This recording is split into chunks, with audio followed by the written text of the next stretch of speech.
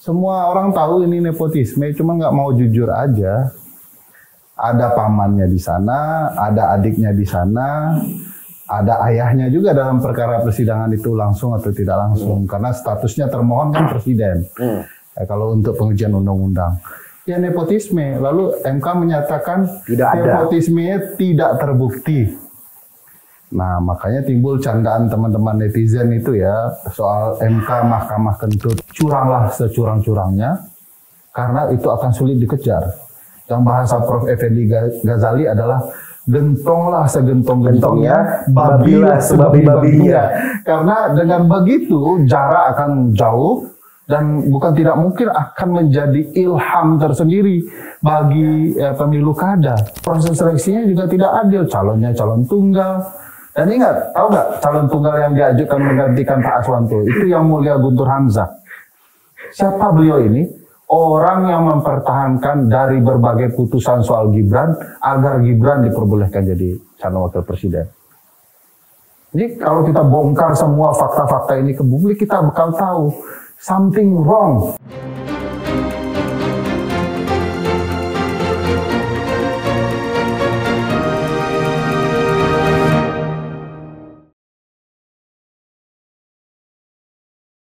Jadi putusan MK kemarin tuh disetting, Bang? Di setting siapa?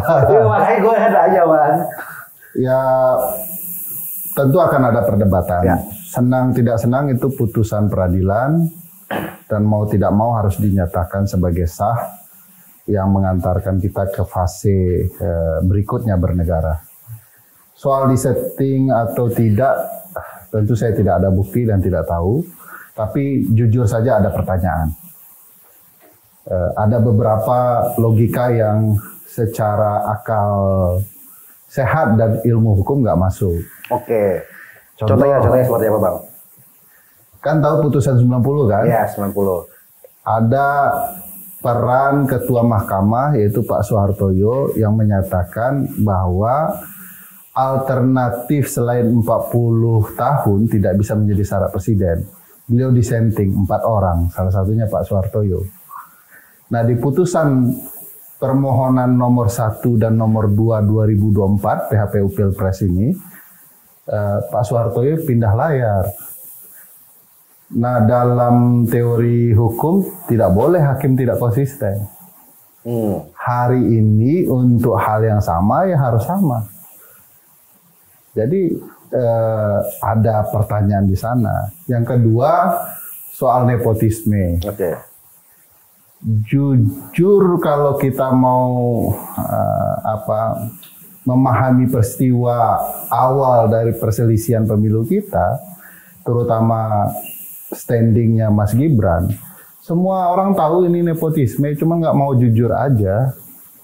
Ada pamannya di sana, ada adiknya di sana, ada ayahnya juga dalam perkara persidangan itu langsung atau tidak langsung, karena statusnya termohon kan presiden. Kalau untuk pengujian undang-undang. Ya nepotisme, lalu MK menyatakan nepotisme tidak terbukti. Nah makanya timbul candaan teman-teman netizen itu ya soal MK Mahkamah Kentut. Ada persidangan di Mahkamah Kentut, pemohon mengajukan keberatan, yang mulia ada kentut nih, ada yang kentut nih. Oleh hakim dikatakan tolong Anda buktikan wujud kentut itu. Ya pasti tidak ada. Karena bukan begitu cara pembuktiannya. Kalau tidak ada, maka menurut mahkamah dalam putusannya kentut tidak terbukti. Ya. Nah, itu kurang lebih membahas soal cara membuktikan nepotisme.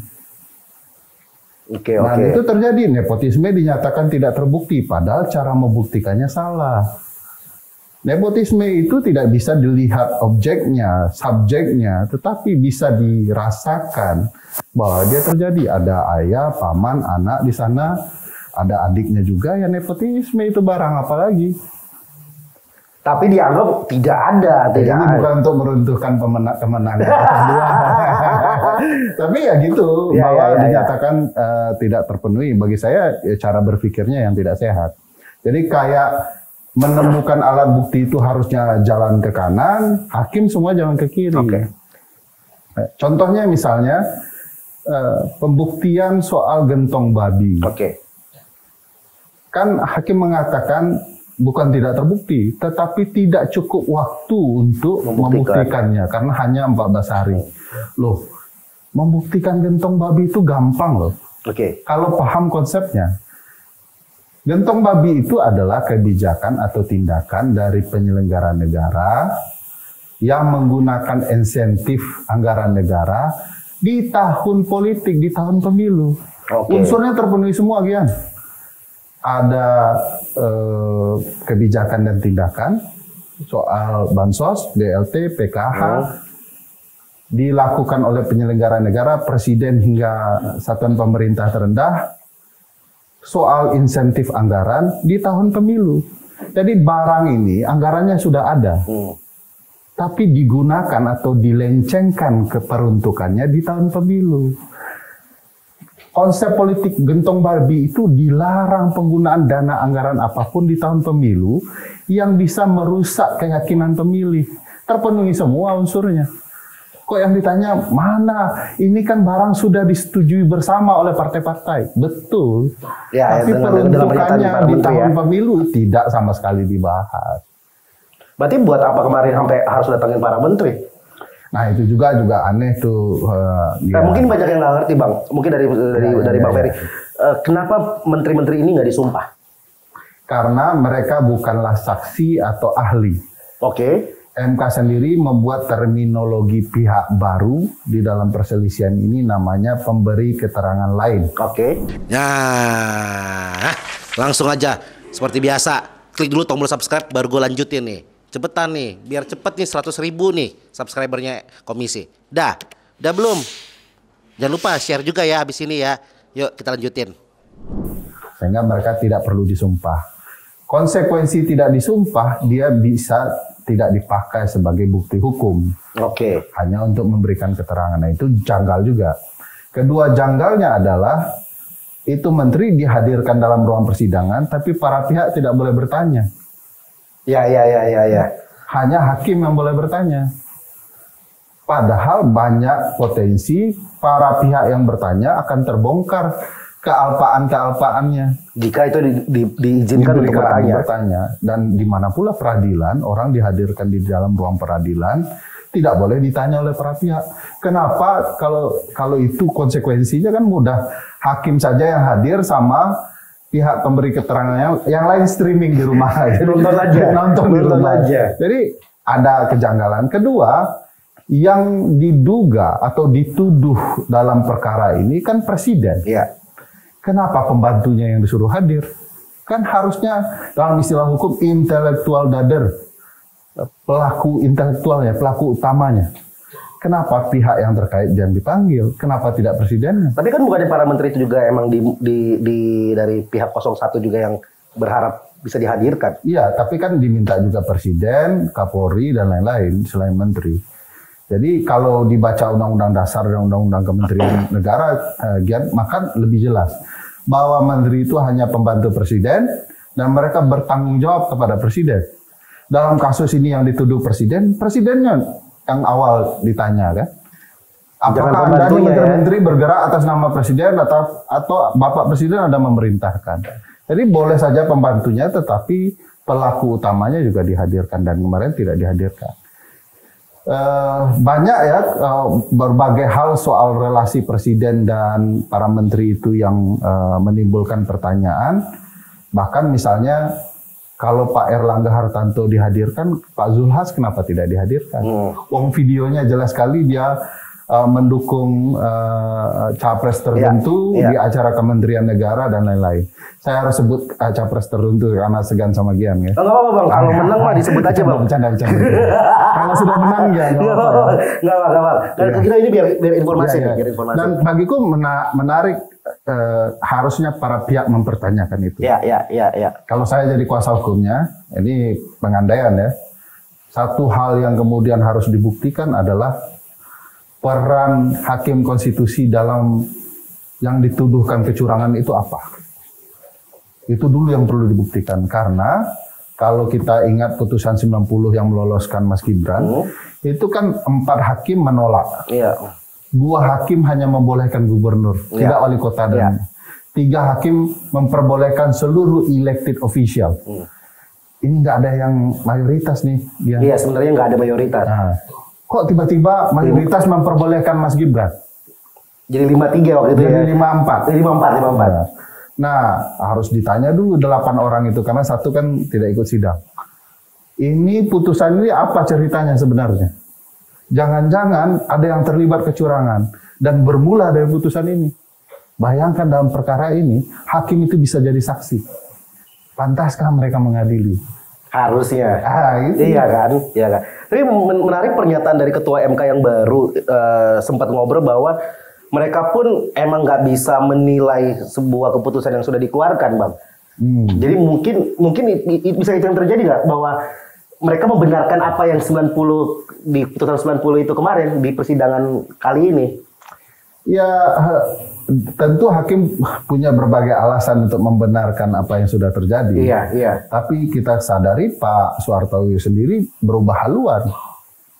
Kalau dia tidak ingin mengubah putusan yang terjadi, tetap dong dengan haluan yang sudah dia sampaikan di putusan 90. Faktanya dia berubah. Pikiran. Dan dia memegang kendali sekarang dia adalah sebagai ketua MK. Ketua MK kan orang yang paling penting dalam proses administrasi di Mahkamah Konstitusi. Nah, yang menarik adalah di netizen, Bang, setelah keputusan MK, gue juga lihat di Twitter ya, beradu argumen dengan partai sosmed.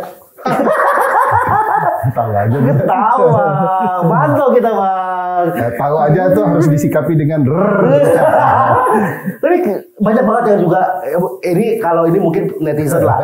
Kenapa lu seorang Bang Ferry itu nggak jadi saksi sih? Jadi ahli. Iya. Kenapa nggak didatengin nih? Ini yang kemarin yang ada di Dirty Vote ini kenapa nggak dihadirkan sebagai saksi? Kita sudah sampaikan ke publik bahwa tidak mungkin menjadi ahli 01, 02, 03. Karena advokasi dan panggilan kita tidak akan mau coba berpihak. Oke. Berpihak yang kita pahami adalah berpihak kepada kepentingan publik. Oleh karena itu untuk pihak dan pihak terkait, pihak pemohon dan pihak terkait, kami tidak mau. Tapi kalau dipanggil yang mulia Hakim Konstitusi atas nama keadilan, kami datang. Kan tidak dipanggil. Kalau dipanggil bisa cerita panjang kali lebar. Tapi ini menarik, keadilan. Kalau gue yakinnya, Bang, kayaknya semuanya juga curang kok. Ya kan? Tapi kenapa yang disorot ini, terlepas gue juga dukung 02. Gue punya pola pikir gini. Oke, 01, 03 bilang bahwa 02 curang. TSM lah. Tapi gue juga yakin 01, 03 juga melakukan percurangan. Bansos. Di rumah gue dapetin minyak kita dan Bulog itu dari 03. Di rumah gue itu dengan stikernya Ganjar dan Mahfud. Bahwa ternyata Bulog pun dipakai oleh 03. Tapi kenapa yang diserang 02 yang dibilang terstruktur, sistematif dan masif ini? Bukankah kecurangan kecil juga adalah kecurangan? Bagaimana kita mau mengubah sebuah sistem kalau kecurangan besar doang yang kita incer, sedangkan kecurangan-kecurangan kecil kita biarkan? Tidak membiarkan. Di Dirty Vote disebut 1, 2, 3 disebut ketiga-tiganya. Hanya kenapa yang 2 lebih besar? Karena kekuasaan ada di sana. Dalam ilmu politik ketatanegaraan, mungkin juga ilmu filsafat, itu mudah dipahami karena sifat kekuasaan itu menyimpang. Dia tergoda untuk disimpangkan. Dan itu sebabnya porsinya jauh lebih besar yang memegang kekuasaan karena dampaknya juga akan masif karena kekuasaan kan. Nah, bagaimana dengan kecurangan PT ya, PT fraud gitu ya? Iya, tetap dibahas. Tapi pertanyaan besarnya adalah apakah PT fraud itu salah? Ya salah, yang melanggar pemilu. Tapi apakah berdampak kepada hasil? Belum tentu. Harus dilihat, dihitung-hitung.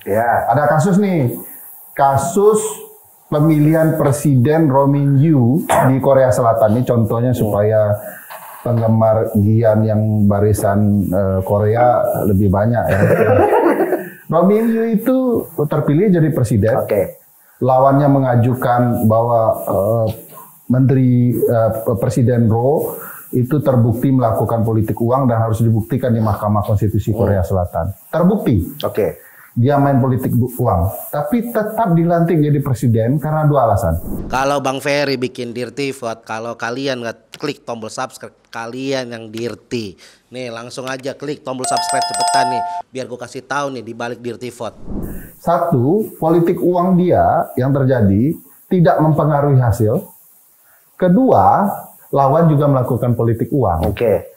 Nah, dalam konteks ini bisa dipahami kalau ada kecurangan kecil itu akan tetap dibahas di hukum, tetapi kalau dia tidak mempengaruhi hasil, tidak boleh ya dilah setitik merusak susu sebelanga. Jadi hasilnya juga harus dihitung. Itu yang namanya keadilan. Hukum sesuai kesalahan. Nah, dalam konteks pemilu kali ini, kecurangan itu besar terjadi, uniknya bukan kepada peserta, tapi oleh Pak Jokowi, supportingnya. Oke. Supportingnya nih. Ya, ini Pak Jokowinya. Yang menggunakan satuan pemerintahan tertinggi, presiden, hingga satuan pemerintahan terendah, kepala desa. Nah, pertanyaan besar yang sejauh mana dan sebesar apa kecurangan yang dilakukan Pak Presiden Jokowi, menurut saya sangat besar. Data penelitian Kompas ada yang menyebutkan 15%, ada yang menyebutkan 51 juta suara beralih karena gentong babi, belum karena keterlibatan penyelenggara yang lainnya. Kalau dia mengikuti hasil penelitian kami terakhir ini, kami menjelaskan dalam pemilu kita itu terjadi kurva kembar tapi berbeda antara 02 dan 03. 02 didorong oleh putusan MK itu bergerak berlahan-lahan naik sampai nanti gentong babi keterpilihannya dalam kurva itu tinggi sekali. Hal yang sama terjadi dengan 03, begitu putusan 90, dia anjlok sedikit, begitu Gibran menjadi calon, dia jatuh, begitu gentong babi hancur lebur. Jadi kurvanya kembar tapi arahnya berbeda. Jadi sama, kembar tapi tak sama. Kembar tapi tak sama. Apa penjelasan di kurva dari yang terjadi itu sederhana. Begitu Pak Presiden mengerahkan timnya memperjuangkan 02, dia juga menghancurkan 03. Jadi sekaligus. Apa contoh kasusnya? Bali. Bali, Pak Presiden datang, spanduk-spanduk dihancurkan, diturunkan, gitu ya, dan hanya mengampanyekan 02. Nah, ini problematika yang terjadi. Faktanya banyak, tetapi variabelnya banyak lah ya. Banyak sekali. Belum lagi keterlibatan penyelenggara. Tapi apakah kita pernah diskusi di CNN, dirimu roasting, itu kan menjelaskan bahwa penyelenggara curang dan kemudian memerintahkan kecurangan itu berlangsung dari pusat hingga daerah yang dilakukan penyelenggara juga. Gimana kita bisa anggap nilai pemilu kita ini kalau penyelenggaranya sendiri curang? Wasitnya curang. Apakah kita harus percaya skor MU 4-1 melawan Liverpool kalau ternyata wasitnya curang? Indonesia lah kemarin 2-0 wasitnya dari Qatar. Kan itu nggak mungkin kita bisa percaya hasil. Tapi kalau mau dikatakan apa hasil itu sah, legitimate, faktanya legitimate. Tapi adil nggak? Jujur nggak? Adil dan jujurnya ini nih. Tapi kalau misalnya ada yang netizen juga bilang bahwa kalau misalnya kecurangan ini terjadi, anggaplah kecurangan ini terjadi, dan tapi posisinya Pak Jokowi itu masih ada di gerbong PDIP, apakah tetap penyerangannya tetap menjadi sama porsinya? Kurva tadi menjelaskan ada peralihan kepentingan. Berarti kalau dari kurva tadi itu adalah kalau dimanapun Bapak ini berada, dia akan membuat itu menjadi naik. Mau di 01 ternyata tiba-tiba Pak Jokowi mendukung Anies. Saya bahkan ingatkan teman-teman di satu segmen di film Dirty Vote. Yang kami menceritakan bahwa dalam bukti yang kami temukan ada salah satu kabupaten di Papua yang memperlihatkan telah terjadi kerjasama untuk mensupport partai tertentu, capres tertentu, yaitu 03, yang merupakan perjanjian antara penjabat bupati di Papua itu dengan kepala Badan Intelijen Daerah untuk menyukseskan Ganjar Pranowo sebesar 60%. Itu salah satu bukti yang tersisa sebelum Bapak berpindah haluan. Itu menjelaskan ada upaya-upaya beliau ini menguntungkan pasangan tertentu, dan ketika dia beralih haluan, semua gerbong itu ikut pindah. Kecuali BIN ya mungkin ya. Kecuali BIN kabarnya juga setengah-setengah. Iya, tapi kepalanya di 03.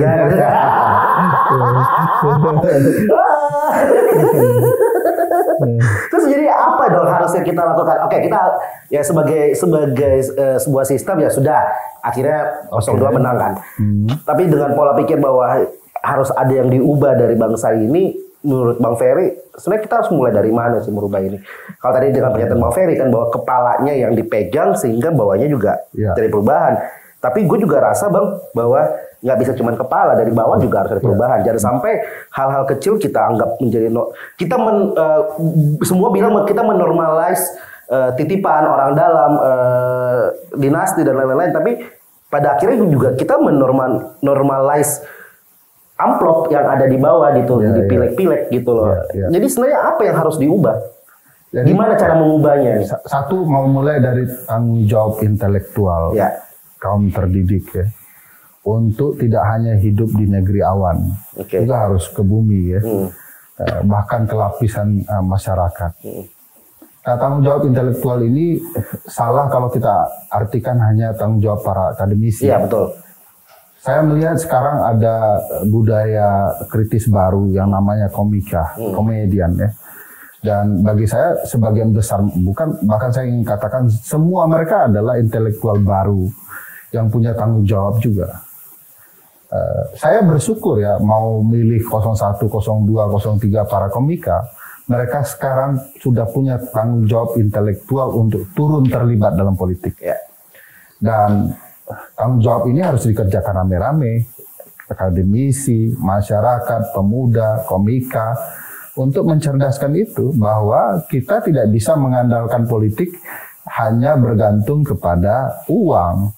Uang itu akan sementara, dibuat miskin dulu pemilih, digelontorkan uang sehingga mereka akan sangat terpengaruh. Jadi semua harus bertanggung jawab mendidik masyarakatnya. Saya percaya itu sebagaimana sejarah kita, para intelektual muda itu, misalnya Perhimpunan Indonesia, mereka adalah skolar muda yang bergerak untuk mencerdaskan publiknya. Bahkan ada yang memilih jalur tidak kompromis dengan Belanda. Hari ini harus ada yang memilih jalur kompromis dan tidak kompromis dengan politisi yang tidak sehat. Dan panggilan itu harus dilakukan. Kedua, karena pendidikan itu harus banyak, ayo dong roasting dong teman-teman komika apapun yang terjadi dalam kecurangan pemilu kita.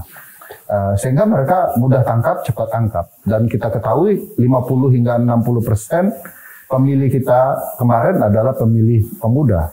Artinya begitu teman-teman komika kasih pendidikan politik dalam jokes-jokes politiknya, itu kemakan, itu kecerdasan baru akan tercipta.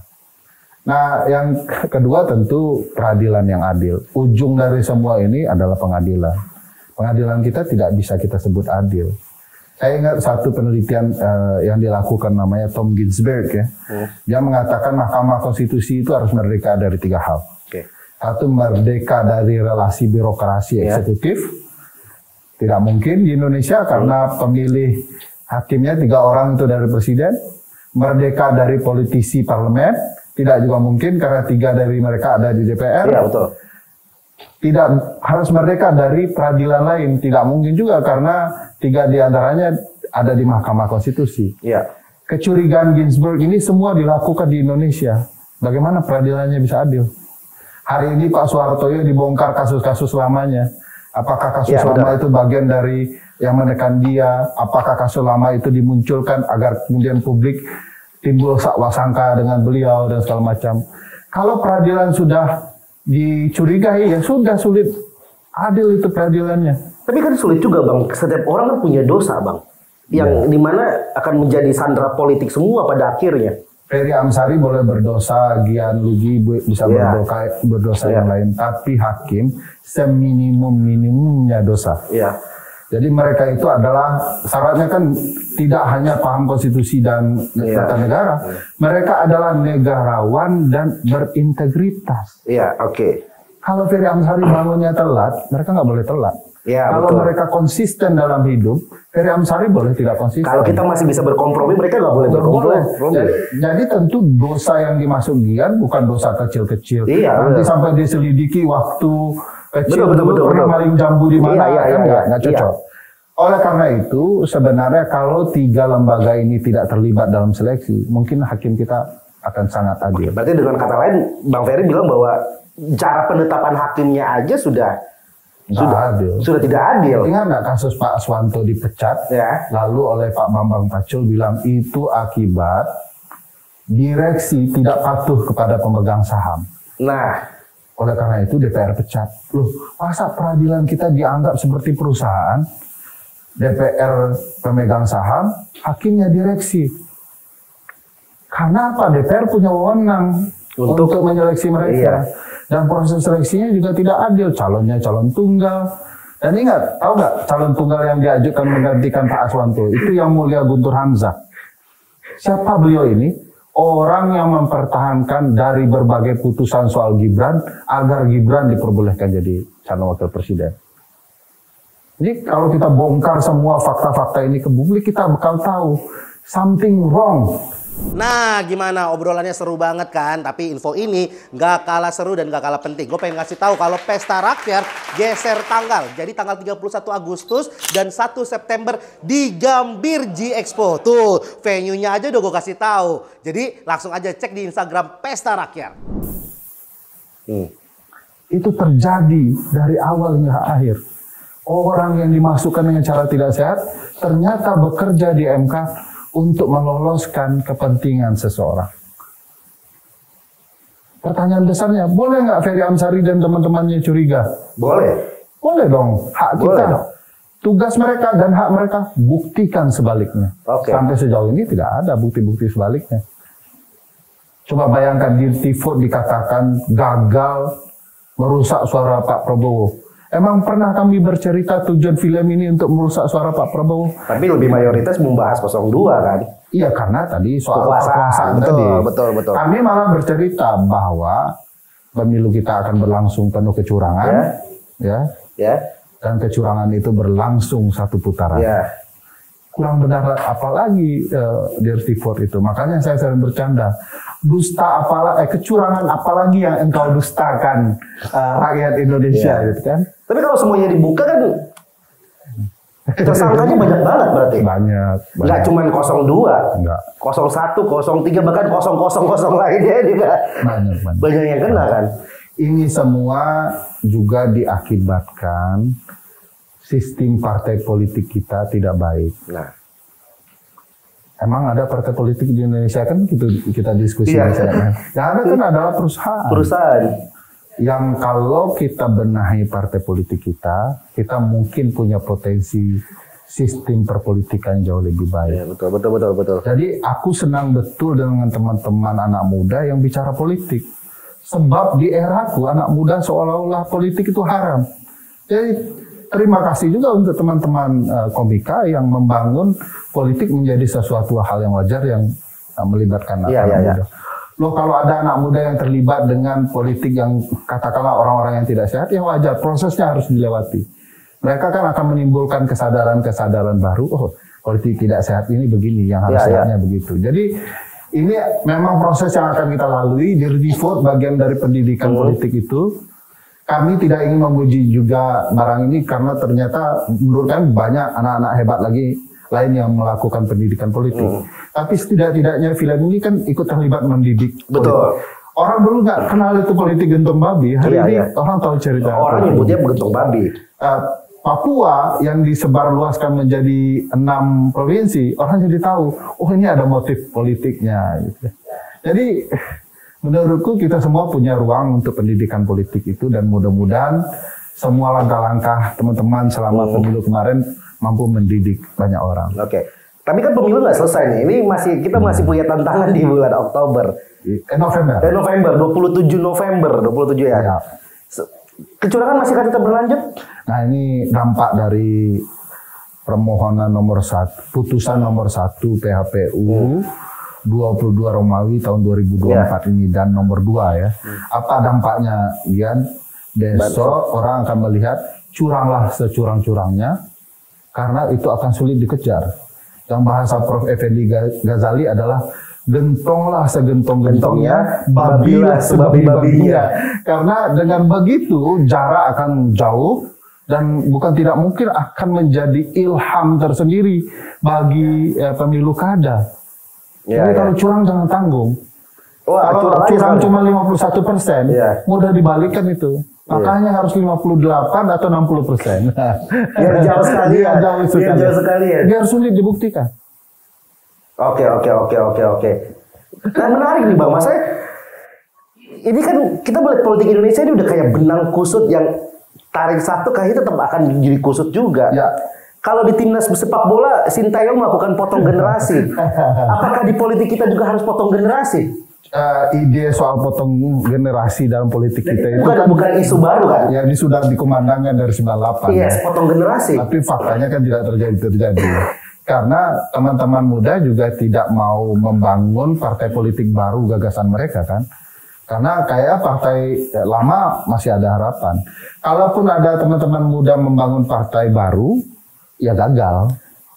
Yang nggak dipercaya juga Bang. Nggak dipercaya. Iya, gimana dipercaya anak presiden yang ngurusnya. Iya. PSI kalau mau masuk Senayan masuk Primagama aja dulu gitu. Lebih gampang masuk Primagama daripada masuk Senayan deh. Cobain deh, nggak mahal coba deh masuk Primagama. Nah, jadi sebenarnya kalau mereka membangun partai politik baru, arah baru dan menunjukkan hal yang baru, aku agak yakin tuh dengan suara 50 hingga 60% anak muda. Ini partai anak muda akan sangat menggoda.